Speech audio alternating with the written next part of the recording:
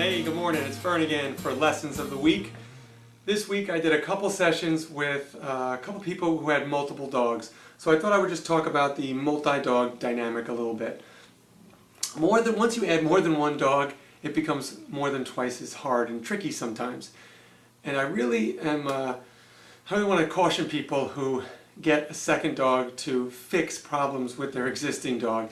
I really don't recommend that. Usually that just complicates things a lot. What you want to do is get your existing dog in really good shape, really well acclimated, and then add another dog in. That'll make a nice transition, easy transition.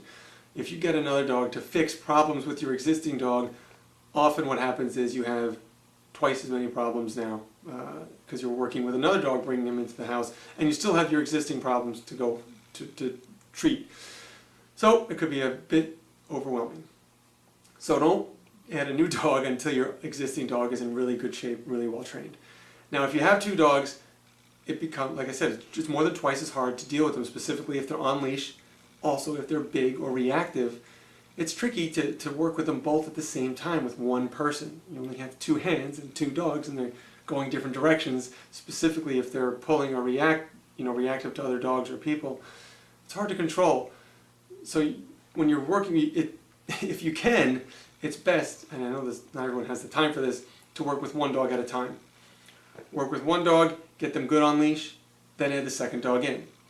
Or if they're both giving you problems with pulling it and being reactive on leash, then I'm going to work with one, then I'm going to work with just the other, then I'm going to add them both in.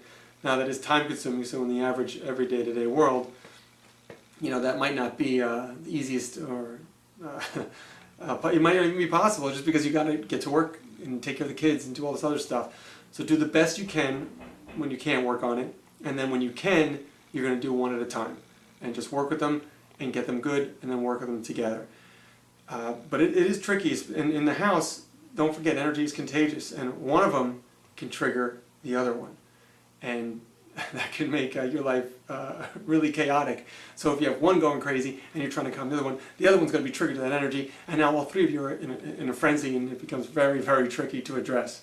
You want to try to stay calm. With two dogs, it's even more important to stay calm and address things calmly. But you want to almost break things down to the beginning of behaviors. Once they're all going crazy, it's really tricky. But you want to try to break things down at the beginning when behaviors just start to head down that direction. So when they're just starting to get a little amped up, that's where I want to stop it, before they're going crazy, because then they're going to trigger each other and it's going to be very tricky to get them back down to calm. Whenever you have multiple dogs and maybe excitement is one of your problems, always target the dog with the most energy. If you calm him down, the energy in the pack will calm down. When I worked at a doggy daycare, and the dogs were going nuts, I would always target the one dog that is the craziest. And that's the dog that I'm going to try to calm down. And if I can do that, then you're just going to see the pack's energy just go. I mean, you throw one Jack Russell into a pack of dogs and you're going to see them all go nuts.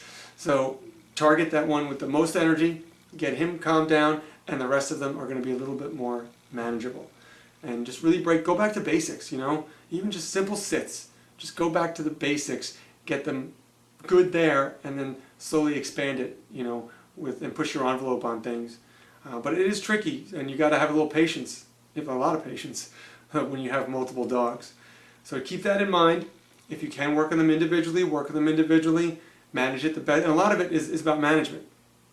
You may not be able to cure all their problems, but in your day-to-day world, it might be better just to, you're not going to be able to cure it. Let's just try to manage it within your lifestyle, within your world. Manage it and then make it livable, because curing it may not be an option, in your world with how much time you have and depending on your situation. So worry about, okay, what's the best way to manage this, make it livable while we're working on it sometimes, and then work to get them a little better at a time. But it's going to process, and it takes a lot of patience sometimes. I know, because I have two human kids, and it's a lot. It's much easier if you have one. So they can be overwhelming, and when I go back to spend time with them, I'm going to be pulling my hair out. I'll try to do all these things with them. Walk them one at a time. No. Okay, guys, that's it. Enough of my babbling. I will see you next time. Enjoy the day.